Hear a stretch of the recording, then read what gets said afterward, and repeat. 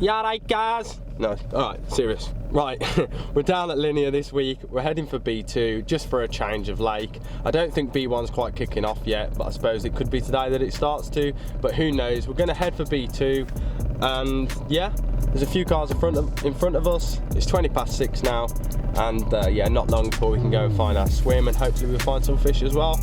But yeah, hope you enjoy this vlog guys and I'll catch you in the swim.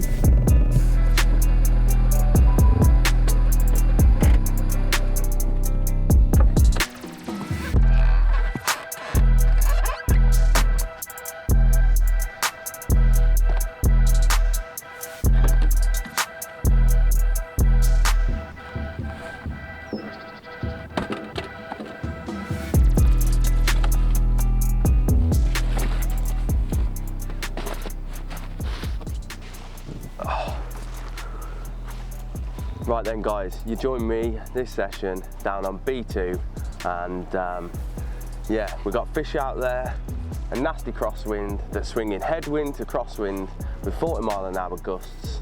They're showing, I can't catch them, but in this video we're going to have a look at my approach to some difficult conditions and I want to know in the comment section below how you would approach the session and the tactics that you would employ to try and catch some of these B2 carp.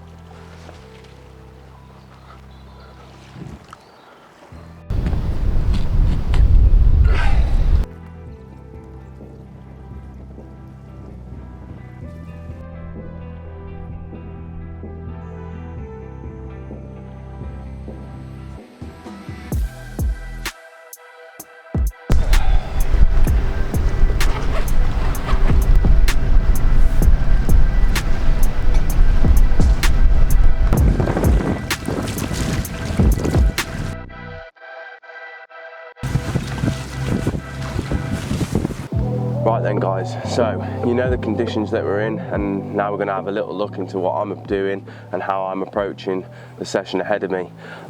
So I have been fishing for a few hours now. I've actually been here a night already. We're sort of say 24 hours into fishing or just shy of to when I set up in this swim. And yeah, so we see fish showing out at range, so I opted straight away for some zigs. Obviously it is spring and they are just devastational. So yeah, put a 6-foot zig out there in a headwind which was difficult. We're struggling to get the range, but kept persisting. Got a take pretty quickly on a 6-foot flat zig, which picked up, bibbed, went straight into a weed bed and I lost it.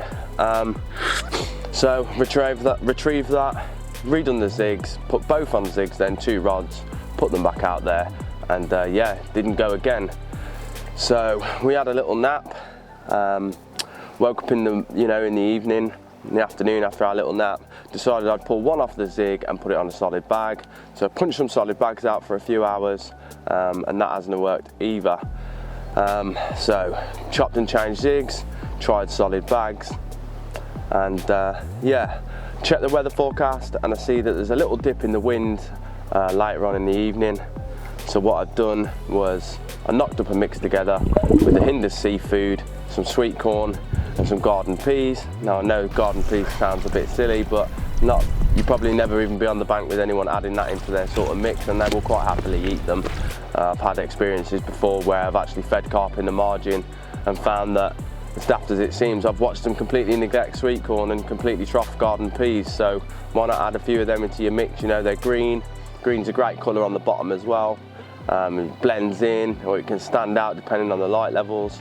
So yeah, that's what we went with. We started off, dip in the wind, 10 spods, solid bag over the top.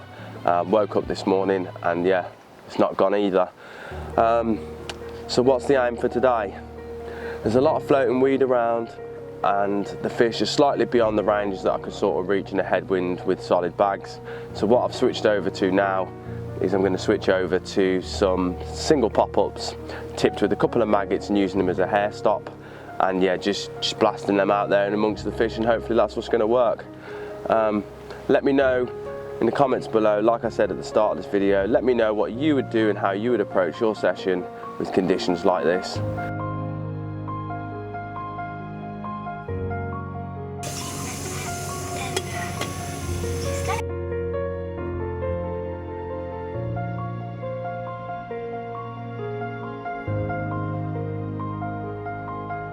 it's quite late now. I ended up having a little nap this afternoon, which unfortunately I sort of slept through the evening to get my rods out.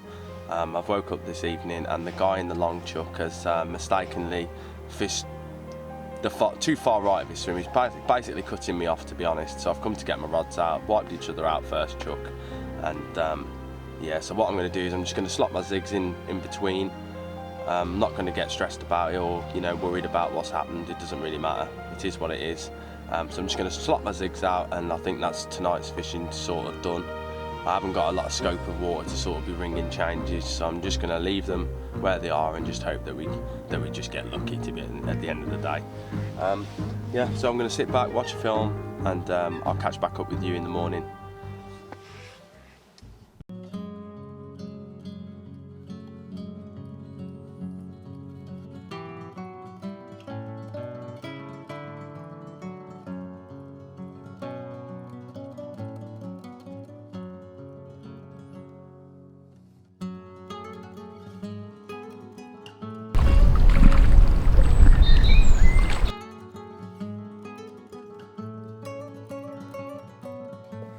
Right then guys, we're at the end of the session and it's time to pack up. We've got a few hours left. Nothing's happened throughout the night, nothing's happened this morning. It's been a struggle, but the guy down in peg 2 there, after the undertow stopped, me and him both reeled in and the undertow stopped, and yeah, managed to get his rods out amongst the fish, and yeah, he's managed 4 from 5 o'clock this morning up until about 9, so good result. And as I thought, the undertow was playing a massive effect as to why we weren't catching, just for the fact that the rigs weren't sitting still. You know, the weeds going across, hits your zig, pulls it down to the deck, and you're sat there fishing. Well, you're not fishing, are you? The same as with bottom baits and solids, it's all rolling around on the bottom and it's hard to present in because they're not stationary. But yeah, rods are still out, so there's still a chance, but we're going to get the kit packed up. My brother's moved over onto B1, so we're going to pack up, jump in the car, and head for home to go and have my little girl.